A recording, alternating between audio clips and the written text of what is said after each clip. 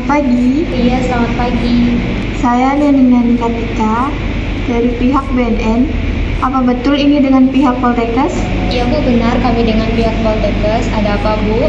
Baik Bu, jadi di sini kami memiliki 2 orang pasien yang dilakukan rehabilitasi Bu, dengan penyuluhan dan konseling pada penderita ketergantungan ganja di pusat rehabilitasi BNN. Maka dari itu, kami memohon bantuan konseling dalam pelaksanaan rehabilitasi pasien ini. Apakah dari pihak Poltekkes berkenan dan memiliki waktu untuk melakukan konseling tersebut, Bu? Iya Bu, kami berkenan untuk melakukan penyuluhan di sana. Kira-kira kapan ya Bu ya? Kurang lebih kami bisanya 3 hari ke depan ya Bu ya, tanggal 15 April 2022. Oh, baik Bu. Nanti kami akan menginfokan kembali ya Bu ya. Baik. Ya, baik Bu. Selamat pagi. Terima kasih. Selamat pagi.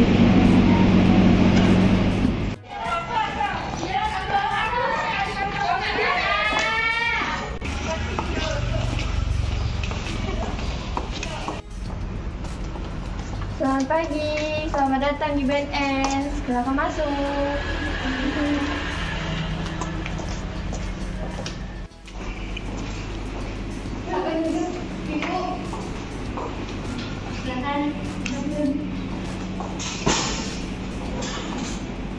Selamat pagi kawan-kawan semuanya. Pagi.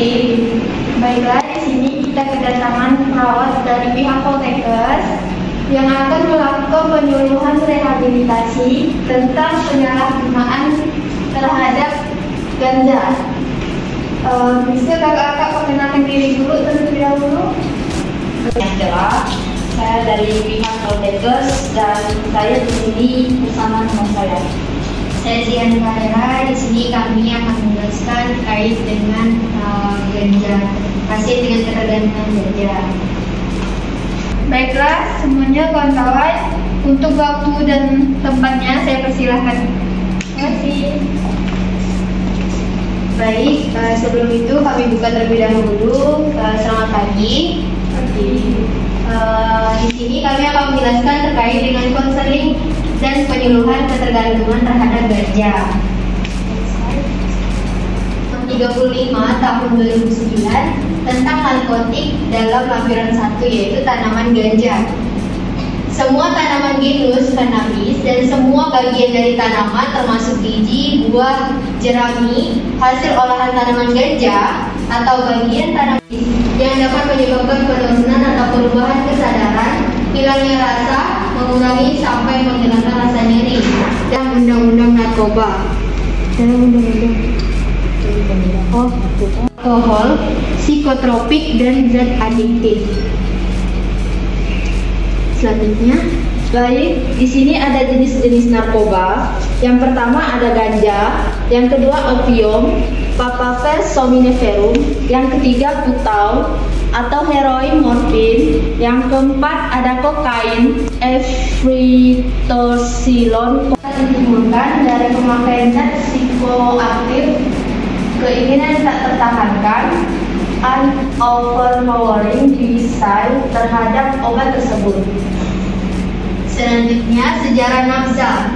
Kurang lebih tahun 2000, sari bunga opium atau kemudian lebih dikenal dengan nama opium atau candu papaver somniferum. Bunga ini tumbuh subur di daerah dataran tinggi di atas ketinggian 500 meter di atas permukaan laut. Cannabis atau ganja. Nama lain misalnya Indian hemp, rumput, barang, daun hijau, bangli, bunga, ikat, laba, jayus, jum, grass, pot, dan river. Anak-anak ibu kota menyebutnya gelek atau cimeng. Di kalangan pecandu disebut grass, marijuana, cannabis sativa, dan cannabis moderalis. Dan cannabis penjelasan utama yaitu tetrahydrocannabinol atau THC, cannabinol, dan cannabidiol. Ganja merupakan tanaman semusim yang mudah tumbuh tanpa tentang pemeliharaan istimewa. Tanaman dan tumbuh subur di daerah tropis. Ganja dapat tumbuh secara liar di semak berlukar. Salah satu ciri utamanya adalah daunnya berbentuk runcing dan berjari-jari ganjil, 5, 7, atau 9. Berikut adalah contoh dari tanaman ganja. Ini sering kita lihat ya, sudah tahu pasti teman-teman ya. Nah, selanjutnya gangguan fisik antara lain. Nah, salah satu contoh dari tanaman ganja itu bisa berbentuk rokok. Yang pertama, mengalami radang paru-paru jika mengonsumsi ini tadi ya. Yang kedua, mengalami iritasi dan pembengkakan saluran nafas. Yang ketiga, mengalami kerusakan pada aliran darah koroner dan beresiko menimbulkan serangan nyeri dada. Yang keempat, beresiko terkena kanker lebih tinggi karena daya karsinogenik yang terdapat pada ganja jauh lebih tinggi.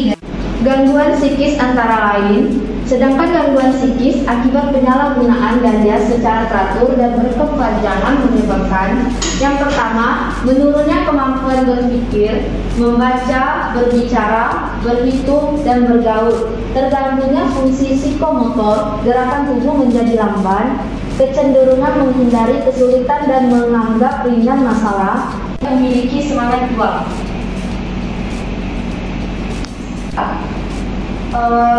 Dihisap dengan cara dipadatkan menyerupai rokok atau dengan menggunakan pipa rokok. Efek pada dosis normal itu 2 jam setelah merokok. Yang pertama, cenderung merasa lebih santai, rasa gembira berlebih atau euforia, sering berfantasi, aktif berkomunikasi. Ganja pada dosis yang besar. Yang pertama, efek sama, intensitasnya lebih tinggi. Dingin, kelelahan, halusinasi, gelisah, panik, dan paranoid. Efek jangka panjang yang diakibatkan oleh tanaman ganja, yang pertama, gangguan saluran nafas. Yang kedua, hilangnya motivasi. Yang ketiga, fungsi otak menurun. Yang keempat, gangguan hormon. Yang kelima, gangguan sistem saraf. Nah, selanjutnya, gejala putus obat. Banyak berkeringat, gelisah, gemetaran, nggak ada selera makan, mual atau muntah, diare terus-menerus, nggak bisa tidur atau insomnia, tingkah laku aneh, melamun, tertawa sendiri. Upaya pencegahan penyalahgunaan narkoba. Nah, di sini yang pertama pada remaja, yaitu pelatihan keterampilan, kegiatan alternatif untuk mengisi waktu luang seperti kegiatan olahraga, kesenian, dan lain-lain. 2. Peran orang tua, menciptakan rumah yang sehat, serasi, harmonis, cinta, kasih sayang, dan komunikasi terbuka. Mengasuh, mendidik anak yang baik, menjadi contoh yang baik, menjadi pengawas yang baik. Yang ketiga, ada peran tokoh atau masyarakat. Nah, hindari dan jauhi nafsa sebelum Anda menyesali selamanya. Katakan tidak pada narkoba, say no to drugs. Selamat belajar. Nah, itu ya. Baik, dari materi yang kami sampaikan, apakah kakak-kakak ada yang ingin ditanyakan? Ya, silakan. Saya mau bertanya, saya ini kan sudah pernah memakai ganja. Terus gimana kalau saya ingin berhenti dari ganja tersebut? Pertanyaan yang bagus ya. Langsung dijawab atau? Boleh. Baik, pertanyaan dari kakak itu bagaimana untuk berhenti dari konsumsi ganja. Nah, ada dua modalitas, yaitu dengan psikofarmaka dan juga psikoterapi, dengan pengobatan dan juga dengan terapi. Nah, kalau dengan pengobatan, psikofarmaka berarti diberikan obat yang bisa membantu mengatasi kecanduan atau disebut juga dengan substitusi. Substitusi biasanya diberikan obat untuk mengatasi gejala putus dari tanaman ganja atau konsumsi ganja ini apabila pasien memang harus mau berhenti dari konsumsi ganja. Cara yang lainnya yaitu dengan psikoterapi. Psikoterapi juga diberikan untuk membantu pasien dalam memperkuat motivasi, memperkuat mekanisme pertahanan diri untuk tidak menggunakan konsumsi ganja, dan mencari alternatif kegiatan atau pikiran agar dapat terhindar dari penggunaan zat yang berulang. Bisa dengan aktif dengan lingkungan, banyak berbicara dengan lingkungan, jadi kurang lebih seperti itu. Apakah sudah jelas? Baik, ada lagi yang ditanyakan? Saya, berapa lama masa rehabilitasi? Baik, saya akan menjawab pertanyaan dari kakak. Nah, di tahap rehabilitasi ini dibagi menjadi 3. Yang pertama, tahap rehabilitasi medis, sosial, dan bina lanjut atau aftercare. Tahap rehabilitasi medis ini membutuhkan proses waktu 2 minggu hingga 3 bulan tergantung jenis pemakaiannya. Nah, yang kedua ada tahap rehabilitasi sosial. Nah, di proses rehabilitasi sosial tidak memiliki batasan waktu, tapi harapannya penyalahgunaan bisa sepenuhnya pulih secara mental dan psikis dalam waktu 3-6 bulan. Kalau di tahap bina lanjut atau aftercare itu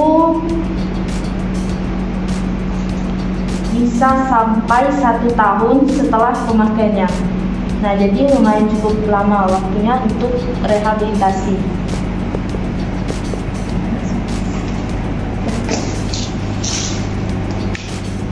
Gimana kakak? Apakah bisa dimengerti?